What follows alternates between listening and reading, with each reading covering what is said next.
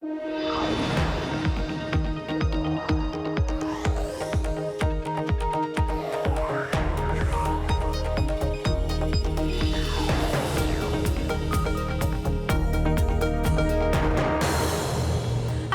San Francisco, and this is Bloomberg Technology. Coming up in the next hour, Amazon's potential HQ2 and HQ3. What is behind the tech giant's decision of 2 new potential headquarters in Virginia and New York? Plus, our exclusive conversation with MasterCard CEO from the Bloomberg New Economy Forum in Singapore. How the company plans to compete in China as Alipay and WeChat lead the way in digital payments. And Softbank is strengthening its ties to Saudi Arabia amid the Jamal Khashoggi controversy. We break down the Japanese tech giant's latest move into the kingdom. But first, to our top story, Amazon's very public year-long search for a second headquarters could be coming to an end. Bloomberg has learned that the world's largest online retailer is close to agreements that would set up not only an HQ2, but a possible HQ3. One city will be the Crystal City area of Arlington in Northern Virginia. The other, Long Island City in the New York borough of Queens. Amazon is scheduled to make an announcement by the end of the year. Joining us now to discuss the larger implications for each chosen city, Jenny Schutz, a fellow at the Brookings Institution's Metropolitan Policy Program in Washington, D.C., and with us here in San Francisco, Bloomberg Tech Senior Executive Editor Brad Stone, who, of course, wrote the book on Amazon, The Everything Store. So, Brad, what do you make of not one but 2 new headquarters? What does that mean? Right, HQ 2A and 2B. I think probably Amazon was wary of recreating the same problems it had with Seattle, where they have 45,000 workers, the biggest employer in the city, overwhelming transit, sending home prices higher. And if you're going to hire 50,000 people in another city, you're probably bringing the same problems there. You know, the main thing they need to do is tap areas of technical talent, DC and New York being 2 of the biggest cities for engineers. And they probably decided, you know, they could go smaller in each city, get the tax benefits and tap those resources of talent, but avoid some of the problems. Right. Governor Andrew Cuomo said he'd change his name to Amazon Cuomo if it would help them. They should hold him to that. To New York. Jenny, these are obviously 2 already well-established metropolitan areas. What does Amazon coming in and hiring 25,000 new workers in each place, how does that actually change the cities? Well, these are 2 of the regions that probably can absorb a new Amazon headquarters better than most other candidates. As you said, they have a lot of talent there already. There's a good possibility that Amazon will hire a lot of local people, as well as bringing some in from the Seattle headquarters. What we're concerned with is not just the regional impacts, but the local impacts. Where Amazon chooses to open its site will have big impacts on the housing markets locally. So how will it impact the housing markets locally? Well, both New York and Washington, D.C. are really tight housing markets, but within those regions, Long Island City and Crystal City are actually some of the more growth-friendly neighborhoods. Both of these are located a little bit outside of the central business district, so they've got slightly softer commercial real estate markets. Both of them are also pretty growth-friendly in their zoning. They allow tall buildings. So this is a really different animal than if Amazon, for instance, tried to go into Brownstone, Brooklyn, or a neighborhood like Georgetown in Washington, D.C. These are neighborhoods that are used to accommodating tall buildings. They don't have a lot of residential neighbors who are likely to push back, and so this is probably a relatively easy landing in both regions. Brad, how do you imagine this will change the company, Amazon?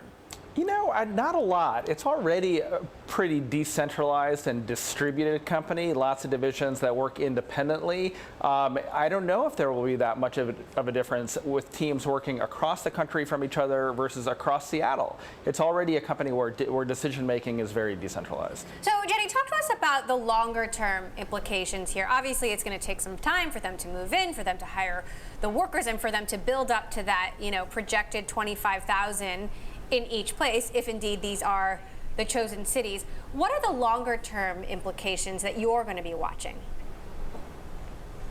Well, certainly we're going to be looking to see how the regions adapt to absorb more workers. In particular, are they going to build more housing? Is the demand for housing going to be right near the campus? So in Seattle, for instance, a lot of the workers are within walking and biking distance. These are both neighborhoods that can absorb some people within walking distance, but probably they'll need to build more. And both of the regions need to think about making their zoning more flexible. Both of them also have some pretty serious deferred maintenance on their transportation infrastructure. The New York York City subway and Washington, D.C.'s metro system have had some ridership problems. They need to make long-term investments. The upside potential is that Amazon coming in could put pressure on local policymakers and force them to make investments that are better for existing residents and existing businesses. Brad, let's talk about the D.C. area part of this decision, because Jeff Bezos, of course, owns the Washington Post. The president has trained his ire on Amazon and Jeff Bezos. It puts him even closer to that, as well as, the regulatory scrutiny that could be coming, which we always talk about. What are the implications? Yeah, and yet I think Amazon probably doesn't view the government as an adversary as much as a potential customer, right? All the things you say are true, but the Pentagon is a huge AWS customer. You could see the VA being a huge customer of the Amazon business unit that sells hospital supplies. Amazon wants to do business with so many branches of government. And he's made a point of saying, we think the government should be well equipped and defended, and we're going to be part of that While Google is pulling out of the Pentagon's JEDI contract, Amazon is still there and is favored to win it. So yes, there are some regulatory and antitrust problems, but I think the opportunities and the potential upside of being close to government, particularly over the long term when the current administration will no longer be there, they probably take that view and look at some of the potential long-term opportunities. All right, Brad Stone, our senior executive editor, thanks so much, as well as Jenny Stutz of the Brookings Institute. Of course, it's not confirmed yet, but we're going to be closely following this, and Amazon has said they will make a formal announcement before the end of the year. Well, Disney will sell some TV channels in Europe to win EU approval for its purchase of entertainment assets from 21st Century Fox. The EU says Disney pledged to sell the History Channel and other factual channels operated by its A&E television network's joint venture with Hearst. Regulatory approvals are the last hurdles for the Disney-Fox deal. Coming up, the Bloomberg New Economy Forum is underway in Singapore. Our exclusive interview with MasterCard CEO Ajay Banga, what he has to say about the credit card giant's strategy for competing in China, next. And if you like Bloomberg News, check us out on the radio, listen on the Bloomberg app, Bloomberg.com, and in the U.S. on SiriusXM. This is Bloomberg.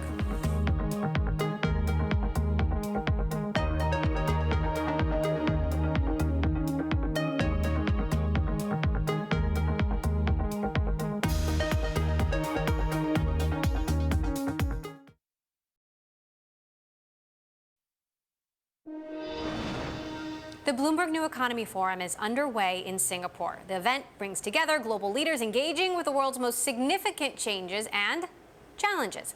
Bloomberg's Eric Schatzker spoke with MasterCard CEO earlier, specifically about the company's strategy for competing in China and with the likes of Alipay and WeChat. Take a listen. We don't actually connect with the consumer directly. So even if an Alipay or a WeChat were doing this, I would be, if I were able to operate in China domestically, I'd be a partner of theirs.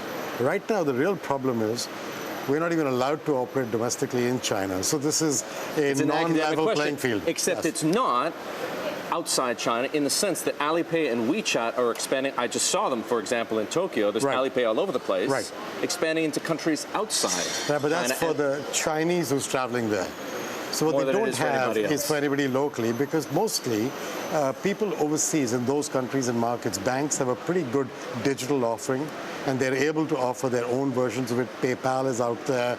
You've got different kinds of players playing in the system. Do you not see those companies as a threat to your business? Oh, I see them as a threat definitely in China, and I see them. Look, I see everybody as a threat. If you don't see companies as a threat, you don't survive for tomorrow. Healthy sense of paranoia. Exactly. It's always good in a boss. But the fact is that what I really see is an opportunity to work with them as constructive partners. Look, what we bring is connectivity.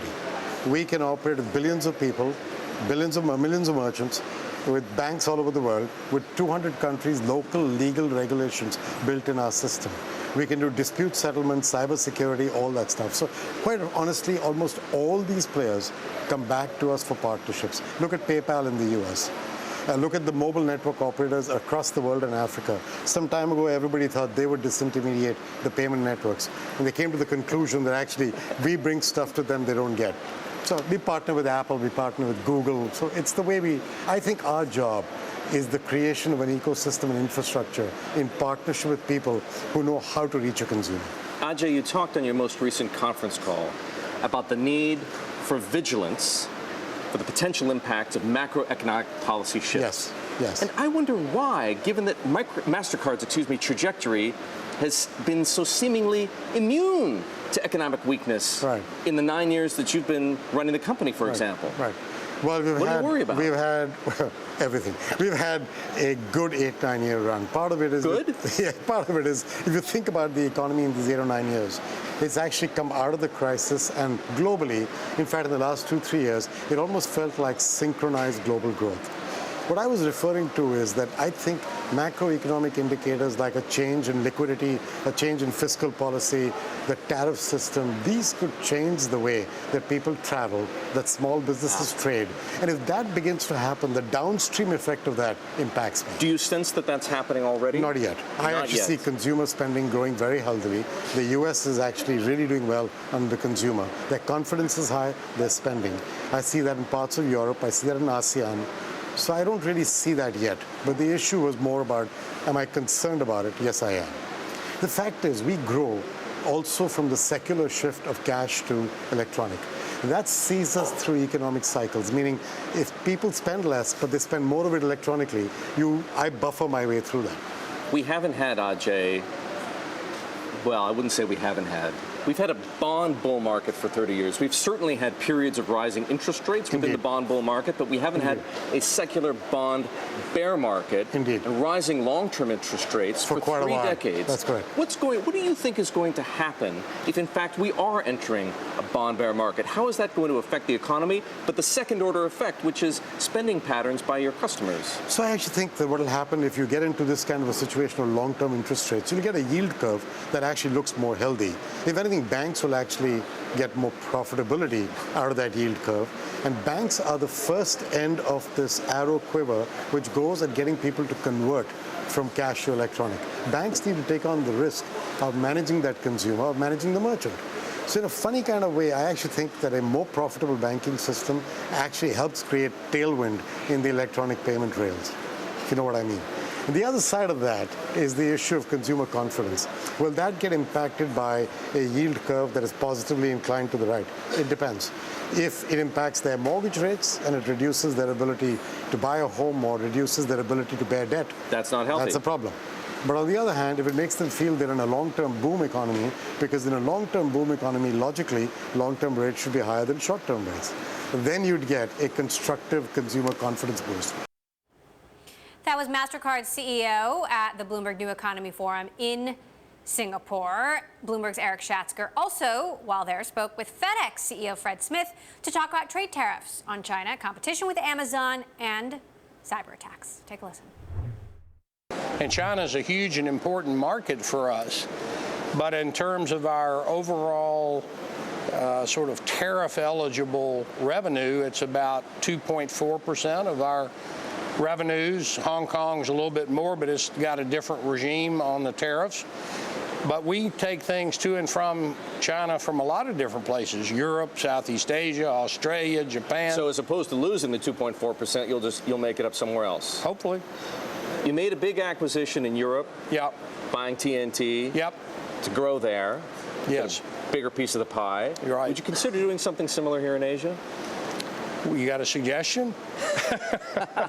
Well, obviously we don't talk about M&A, and there's no acquisition that we feel we need to make. TNT was a very important acquisition for us, but quite frankly, there's not another one on the horizon quite like that. No, yeah. It would be obvious. Yeah. So, as you expand internationally, whether it's into Europe, whether it's here into Asia, how concerned are you by this very hot topic? It certainly underlies much of the rhetoric around trade, theft of intellectual property, something that, I mean, cyber risk is something that FedEx has experienced firsthand. We did. We were hit by the NotPetya cyber attack, which was acknowledged by the U.S. government to be either done by a state or state-sponsored. It was very costly to TNT. We have great cybersecurity folks, so it didn't get over in the FedEx side, so to speak. But it's something you got to work about every day. Every day you got to work about it. Work to protect yourself. Who are you more worried about, the Russians or the Chinese or the North Koreans? Well, you've got to separate it. It may not be the governments. It just may be, rogue elements. It might be a lot of theft and cyber. It's a tough environment. You don't think state-sponsored espionage is the biggest concern there? It's a big concern, yes. State-sponsored espionage for commercial purposes is a very big concern. It's one of the things that the U.S. government has put on its list that needs to be fixed.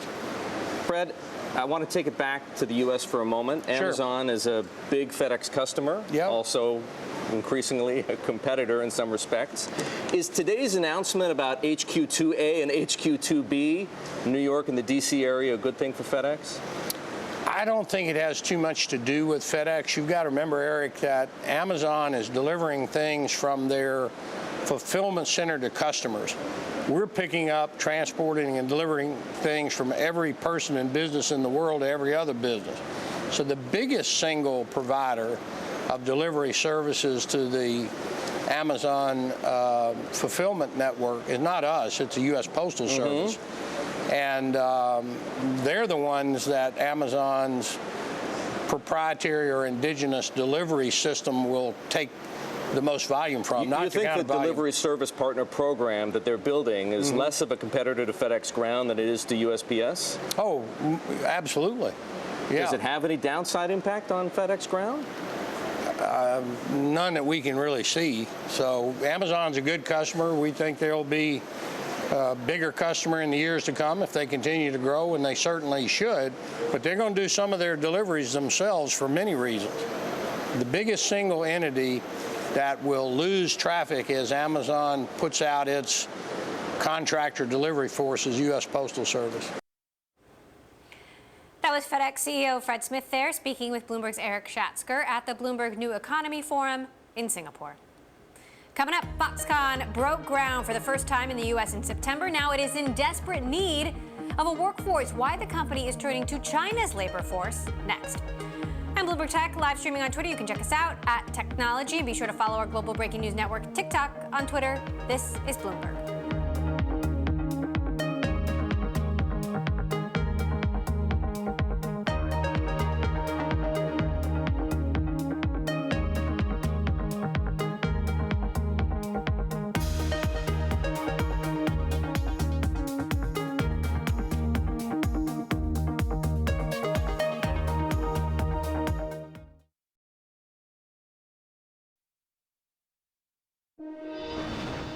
In September, Wisconsin became the home to the first U.S. Foxconn factory. Now, less than 2 months later, the Taiwanese electronics maker is struggling to staff the facility. The company responsible for Apple, Sony, and Microsoft manufacturing is now considering bringing in personnel from China as it struggles to find engineers in the state's tight labor market. Unemployment in Wisconsin reached a record low this year, hitting 3.9% this month. That is the lowest in 49 years. Dan Kaufman is the author of The Fall of Wisconsin. He has spent months on the ground in the state, learning firsthand about local politics and the makings of this Foxconn deal. He joins us now from New York. Of course, this was a huge announcement, President Trump included. How big a problem is it that this factory can't find the workers to run it? Well, I think it's a large problem. I think it goes back to the original deal, though. You have to look at what Foxconn first proposed, which was a Generation 10.5 factory, which would be staffed largely with assembly line workers, basic manufacturing workers, and now it's shifted to most of the workers they need are knowledge workers, engineers, designers, and so on. And I think that that is one of the selling points for the deal was originally that it would be for basic manufacturing jobs, the kind of jobs that have been lost in southeastern Wisconsin over the past several generations. So I think. So what are the solutions? Well, I don't. I know that the company has denied that they're planning to do this. I don't know if. I don't know. I mean, I think that there is there's a desire to. Among people in the state to have a lot of money go into technical education and so on to get people trained in the state. It's also quite near Illinois. I think, what my article looked at in the New Yorker is the cost to the state citizens of this deal, and it was sold on a very different bill of goods, that these would be manufacturing jobs, not these kinds of jobs. The factory shifted what they were proposing to build because they couldn't get a glass company, Corning, to come, which is what they needed to make these large LCD screens. So now they are talking about doing mostly automated manufacturing with these knowledge workers. So I don't know. I mean, that was not the central focus of my article, but I think it is a huge problem for them. It's not just that the state's unemployment rate is so low, it's that there isn't these types of people in Wisconsin, enough of them, to man this kind of facility. So walk us through then the costs on the people of Wisconsin. I mean, this was supposed to be something that was great for the state. Right. Is it in fact the opposite? Yeah, I mean, I think there was a lot of magical thinking that went into this deal, and it was also a political move by Governor Scott Walker as well as President Donald Trump. The costs are estimated upwards of $4.5 billion. That's not just the state's subsidy, but it's also the money for local municipalities to buy property to give to Foxconn. It's also the roads that need to be improved and so on. And this works out to about $1,800 per household in Wisconsin. So that's a huge burden. It only really benefits this one portion of the state, southeastern Wisconsin, which has lost a lot of manufacturing jobs. It's still the second largest manufacturing zone in the country, proportionally. But it's a huge cost, and there's a lot of resentment that builds up around it, especially outside of southeastern Wisconsin, when people see their own roads have deteriorated quite a bit. There's been, Governor Walker has not raised the gas tax. The roads in Wisconsin have been among the worst in the state for several years, in the country for several years now. So. The political implications will certainly be interesting, of course, as one of the states that swung to Trump in 2016. Dan Kaufman, author of The Fall of Wisconsin, thank you so much for joining us. Coming up, India connecting to the digital world at a dizzying rate, now standing as the second largest smartphone market in the world. But Apple can't even break in to the top 10. We'll talk about why. Plus, Lime is beefing up its C-suite with its first chief operating officer. What the move means for the scooter sharing company, next. This is Bloomberg.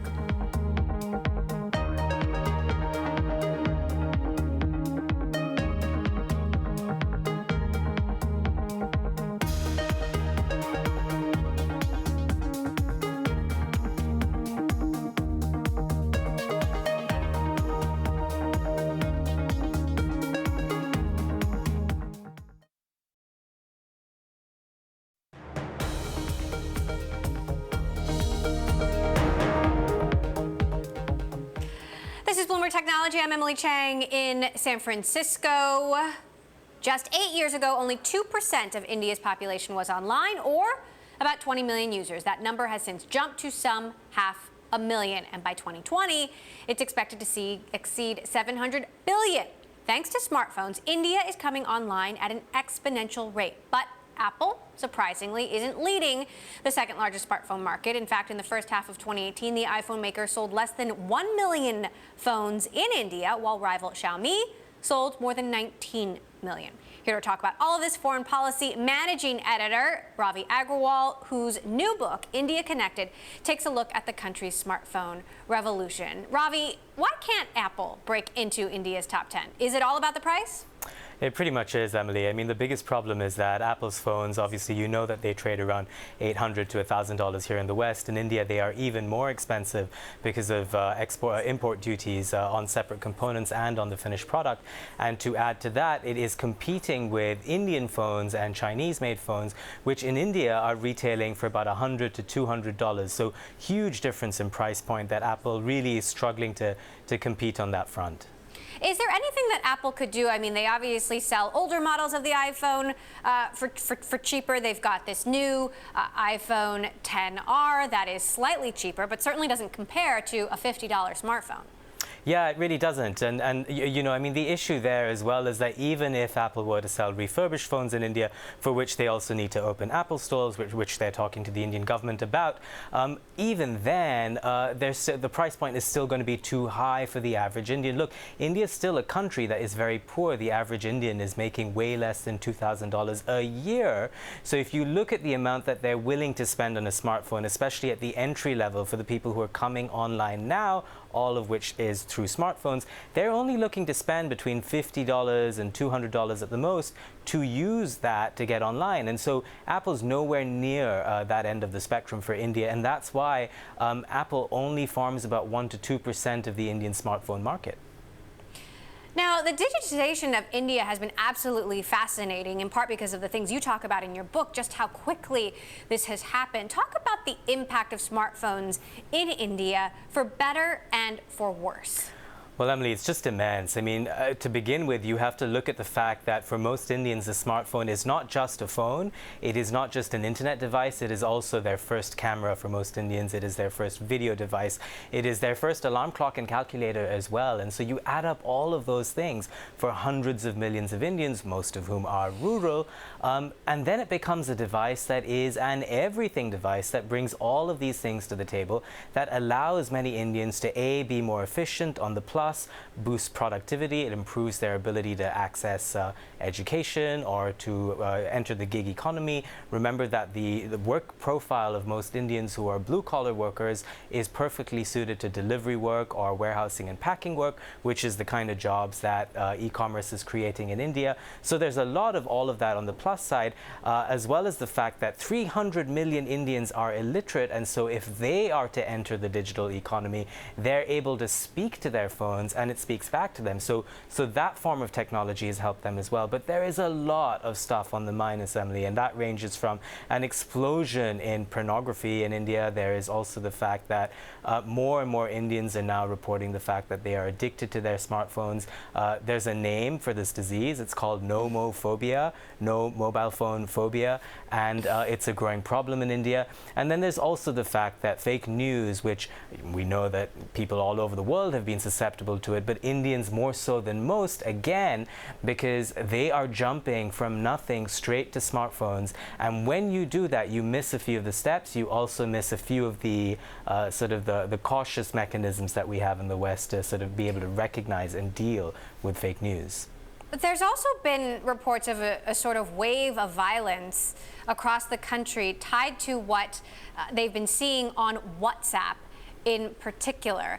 How serious is this WhatsApp issue? It's very serious. So look, I mean, most of us in the West have grown up with chain mails, for example, in the late 1990s, when you'd get an email, it would say, if you don't forward this to 10 people, you will be unlucky in love, or whatever the case may be. And you learn from those things. You realize, oh, I shouldn't forward this to 10 people because this is plain silly.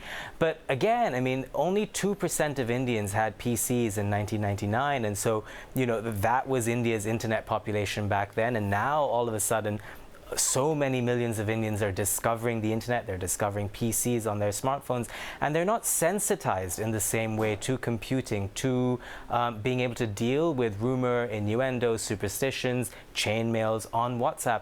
And the problem with WhatsApp is that you tend to trust the person who sends it to you, because WhatsApp works on the basis of a mobile number, and so it's usually coming from someone who knows you, and you trust that person. You see something, you tend to pass it on, and that ripple effect has been very dangerous in India. A lot of fake news has been spread based on fake news and rumors. There have been lynchings, there have been Hindu-Muslim sort of attacks, and it really is something that the tech community in India is very concerned about. Now, I want to switch gears and ask you about a couple of other U.S. tech companies trying to break into India. Of course, Amazon is having a showdown there with Walmart, which bought Flipkart. Which one of those companies, Walmart or Amazon, do you think is better positioned to dominate the Indian e-commerce market? Yeah, well, I mean, so Flipkart is obviously older than Amazon in India, so there was a time when it had a better sort of ear to the ground and it understood how Indians purchase products. But I think that's changed, and Amazon has now, Amazon India is essentially an Indian company with, obviously the motherships backing here. And so really it's a question of who is able to discount products more aggressively. This week is Diwali, the great Hindu festival of lights in India. And so both Flipkart and Amazon have deeply discounted products, and they're really just trying to corner market share. The size of the Indian e-commerce market is still only around about $20 to $25 billion. So it's quite tiny in terms of, comparison with China or the United States. And both sides are betting on the fact that this is going to grow and grow in multiples in the coming years, and their hope is that they will have brand recognition to cash in when finally the size of that pie grows and the Indian consumer, the Indian middle class, is able to spend more money. So I don't think either side is going to win in the short term. It just depends on who's willing to stomach losses in the short term to be able to profit when India finally becomes a bigger market.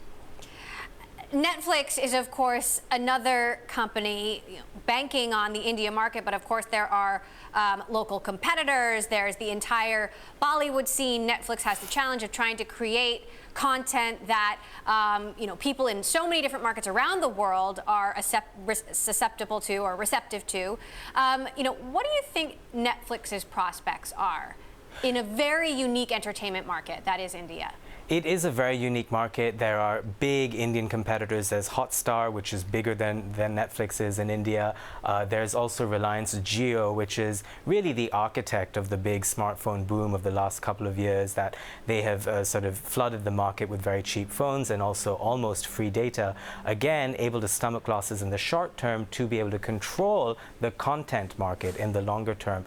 And for all of these players, I think the big challenge is that unlike in the West, where you were spending somewhere between $50 and $100 on cable TV, and Netflix then came in and undercut them with a $10, $11 offering. India's a different market where cable to begin with was very cheap. So most Indians who have cable, which is a very small subset of the population to begin with, were paying $10, $11, $12 a month. Now, to undercut that, so Hotstar can price its product at $5 a month, Netflix is still coming in at a much more expensive $11 or $12 for India. So the challenge is very different. I think they're playing the longer term game of being able to create local content and being able to convince hundreds of millions of Indians to sign up for a product, to pay a monthly fee, which, again, as we know, Indians aren't very used to doing because they don't like to pay for content. So I think this game is different from the e-commerce game, and that's mostly because the cable pie was small and cheap to begin with. Fascinating. All right, well, you talk about all of this and more in your new book, India Connected, which is out this week. Check it out. Also, managing editor of Foreign Policy, Ravi Agrawal, thank you so much for stopping by. Well, the cryptocurrency startup Bitfury had a high-profile investor in its latest funding round. Bitfury raised $80 million, including an unknown investment from billionaire Mike Novogratz's merchant bank. Bloomberg has learned the deal values the company at more than $1 billion. Bitfury sells gear used to mine cryptocurrencies and develops blockchain technology. Coming up, scooter sharing heating up in cities across the United States, but there seems to be a real love-hate relationship with the public. We'll break down the pros and the cons next. Plus, Softbank isn't pulling back on its Saudi ties. It's doubling down. Why the Japanese tech giant is backing a huge solar plant north of Riyadh, despite international criticism. This is Bloomberg.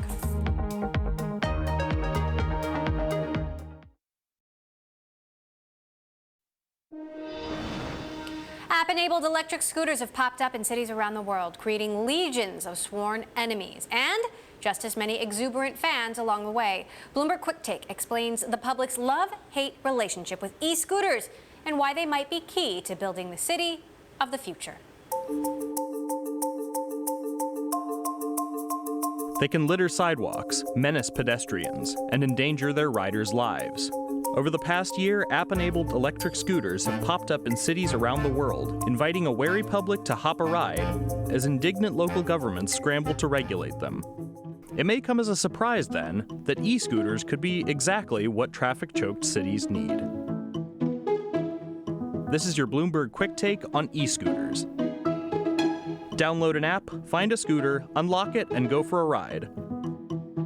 When you're done, leave it behind. Rides can cost less than $2. There's Bird, Lime, Scoot, Skip. Both Uber and Lyft have scooters now as well. They're new, and they sort of by their essence, they're all over the place. So if you're not using them, they get in your way. And because people are just learning how to use them, they tend to ride them in obnoxious ways. In a lot of places, these become sort of a symbol of the technology industry, which annoys people.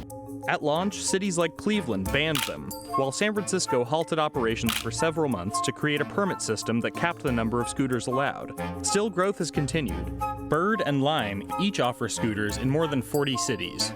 But despite the controversies, e-scooters have their defenders. In dense urban areas, cars often aren't the fastest way to get around. Many cities have turned to bike share systems and dedicated bike lanes because they take up less space than cars and save on carbon emissions.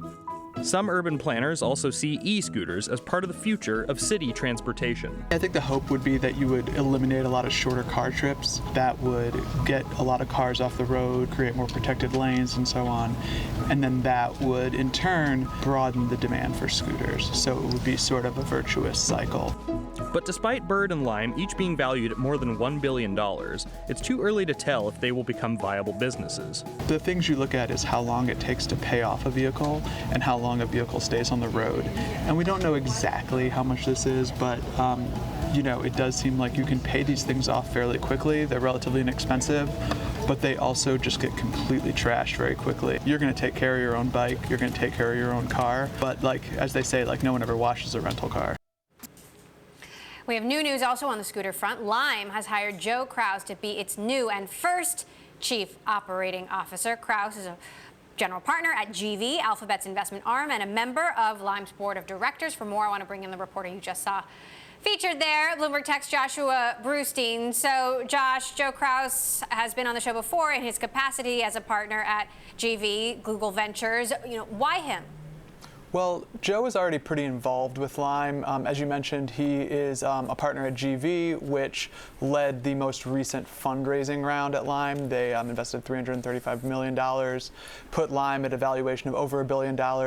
And Joe told me when I talked to him yesterday that he's pretty much already working full time trying to get the company to sort of keep up with its own growth. And so it was sort of a natural development of his role that he would move over there as COO. So, he talked about how he sees this as more of a transportation provider, not just a scooter provider. What does that mean? Does that mean expanding beyond scooters? Yeah, Lime actually started as a bike company. So they have bikes, pedal bikes and electric bikes. They are also looking to get into something called transit pods, which are kind of like sort of miniature cars that sort of underpowered. You would only use them for short rides. They're also looking into car sharing. So unlike Bird, which is really entirely scooters, that's Lime's main competitor, Lime thinks that it can sort of bite off chunks of wide range of modes of transportation. Now, there's clearly been a rush to invest, but I wonder, are these scooters going to be like the next Segway or the next Uber? Which is it? Well, a lot of people are betting that they're going to be the next Uber. You will definitely hear a lot of skepticism as well that they could be like Segway. I think that it's hard to tell at this point. There's a lot of excitement about them. On the other hand, it's very clear that a scooter is not really going to replace your car. And there are some real big questions about what happens in the winter, what happens if you have to carry anything. That these companies are basically saying, oh, we'll figure things out. Right. What happens if you're wearing a skirt and you're wearing high heels and you have a big bag? Hello. So talk to us a little bit about the business model. I mean, these rides are only $2 each. Can this really be as profitable as investors hope? Yeah, so the case they will make for these things being very profitable is the scooters are not very expensive. Unlike Uber, you don't have to pay a driver. If someone's getting on it and driving themselves. And so they're also very popular. Most scooters are getting used basically until they run out of batteries every day. And so they can recover the cost of the capital investment relatively quickly. On the other hand, the scooters are really getting beaten up they don't last all that long. Most of the companies don't want to talk about them. There was one report that said in Washington, D.C., they're only lasting, maybe 3 weeks or so. That's pretty, that should be pretty bracing.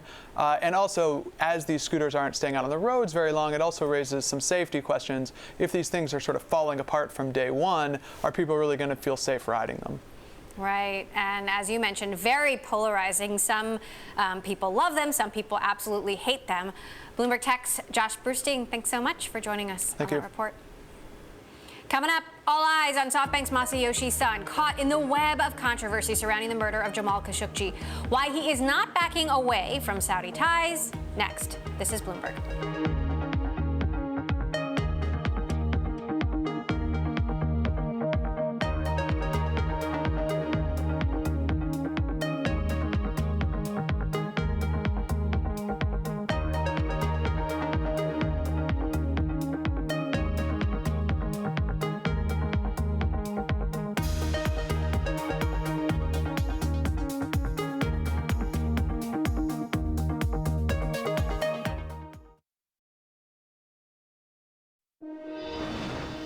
Symantec surged the most in 17 years Tuesday after Reuters reported that private equity firm Thoma Bravo inquired about an acquisition. While there's no certainty the discussions could lead to a deal, the discussions are giving investors hope as the cybersecurity software maker struggles to overcome waning interest in antivirus programs. Thoma Bravo, meantime, has been on an acquisition spree, agreeing to buy Verkado Software Monday, as well as security software maker Imperva last month. SoftBank founder Masayoshi Son announced the Japanese tech giant will not be cutting its ties to Saudi Arabia. Instead, it's actually doubling down in the kingdom. SoftBank has announced plans to develop a $1.2 billion solar plant in Saudi Arabia that's expected to generate 1.8 gigawatts of power a year. SoftBank has started preliminary talks with banks and developers to gauge interest in the facility, according to sources familiar with the matter, even amidst the outcry over the murder of Saudi government critic Jamal Khashoggi. Here to talk about all of this, Bloomberg Tech, Sarah McBride. You've been to Japan, you've interviewed Masayoshi Son. What do you make of, not pausing, but doubling down in Saudi Arabia right now? Yeah, it's really interesting. About a year ago, all those Saudi elite members were detained in the Ritz-Carlton Hotel in Riyadh. And just a few days after we learned that SoftBank planned to invest $25 billion in Saudi Arabia. So Masayoshi Son isn't scared in the wake of very negative news about Saudi Arabia to announce these partnerships, and that appears to be what he is doing again now. So what do we know about this particular plant? Well, it's $1.2 billion and huge in the scheme of things. I mean, a 2 gigawatt plant is bigger than any solar plant in existence today. But it's also much smaller than what the Saudis and SoftBank were talking about earlier this year when they were talking about 200 gigawatts of solar power in Saudi Arabia. So in that sense, it's dramatically dialed down, but still it's huge in the scheme of solar and a $1.2 billion investment. Now, you were listening in to the earnings call, and he got several questions about the Saudi ties. What do you make of how he responded? I mean, he generally said, we're going to keep investing because we believe the people of Saudi Arabia need it, but also that he asked the government to get to the bottom of it. Right, he did. And it's important to note he didn't just respond to questions. He proactively started by saying, before he'd gotten a single question, that it was a terrible tragedy, that the Saudis needed to get to the bottom of it, but he saw it as his duty to help the people of Saudi Arabia. So whether or not you agree with that response, he can defend that position. Now, we just talked about a tech company called View that's just taken a new round of funding, including from SoftBank. But in your conversations with portfolio companies, with investors, is this a concern? Are startups going to reconsider whether they take money from SoftBank because of these Saudi ties?